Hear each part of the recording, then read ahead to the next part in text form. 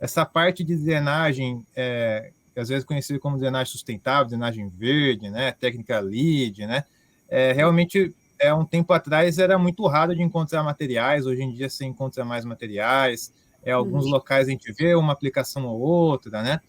O que você acha na sua visão, assim, que vamos pegar de 10 anos para cá, houve uma evolução, assim, na sua visão, e talvez um desafio que era, assim, um desafio mais agudo no passado, hoje está um pouco mais atenuado, assim. O que você conseguiria elencar, talvez?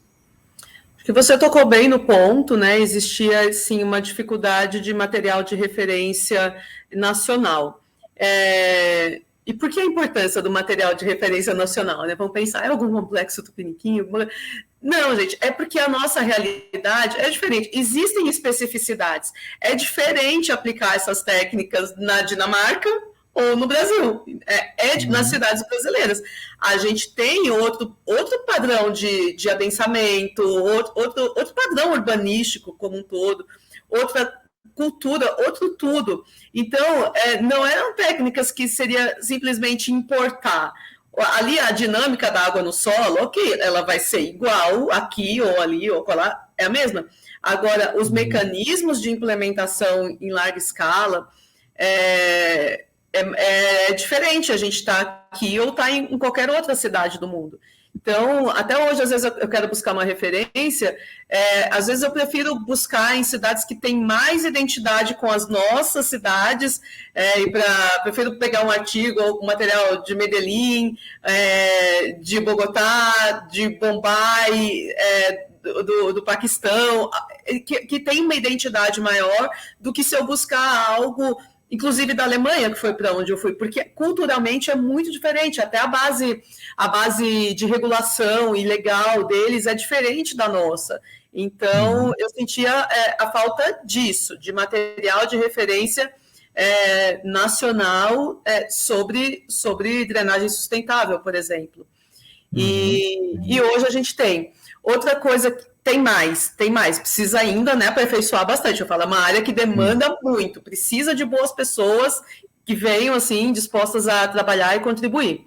E aí, outro ponto relevante também são as ferramentas de modelagem, porque para o dimensionamento, para não ser uma coisa que se faz sem saber qual é a eficiência que vai ter, ou que não tenha um planejamento feito a partir de um diagnóstico, de um prognóstico, a modelagem ela é essencial, é a principal, ferramenta de diagnóstico, de prognóstico que a gente tem, e uma das principais ferramentas de projeto que a gente tem.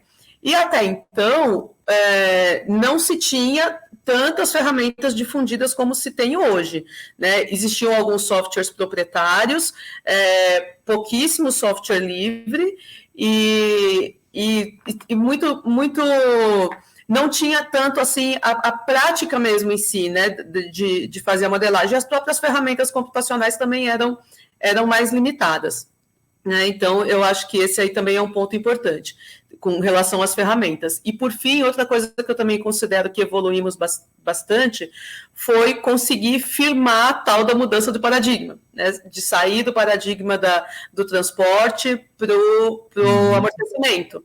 Então, no Brasil, nas cidades brasileiras, essa transição aconteceu a partir do final da década de 80, ao longo da década de 90. Só explicando aqui, traduzindo o que eu estou falando. Até então se entendia a drenagem como simplesmente transportar águas de chuva. Assim como é entendido, por exemplo, o esgoto. Se dimensiona o conduto para transportar uma determinada vazão. E o problema dessa visão é que, com o tempo, essa vazão vai aumentando, porque a cidade vai crescendo. Então, aquele conduto que antes dava, agora já não dá mais. E antes ele tinha sido planejado por um horizonte de 20 anos, deu 5 anos, ele já não está dando mais. Porque a cidade cresceu de uma maneira desordenada, impermeabilizou. Fala-se muito da impermeabilização, mas a canalização dos rios tem uma importância fundamental aí na aceleração dos escoamentos, na ampliação dos picos de cheia. Então, sempre... então precisa aumentar o canal. Aí começava a dar enchente, precisa aumentar o canal. Essa prática de ampliar os canais inadvertidamente, sem um critério de planejamento, ela acabava agravando os problemas de enchente ao invés de resolver. Então, pegava o problema de enchente de um ponto, levava para outro ponto. Aí lá começou a ter enchente. Aí então tem que ampliar o canal lá também. Então, assim, as canalizações continuam tendo o seu papel dentro da drenagem, mas o que se entendeu é que ela não é solução para todos os problemas de drenagem. Começou a se entender algo que o pessoal de recursos hídricos já trazia, que é tratar a bacia hidrográfica como unidade de gerenciamento e de planejamento.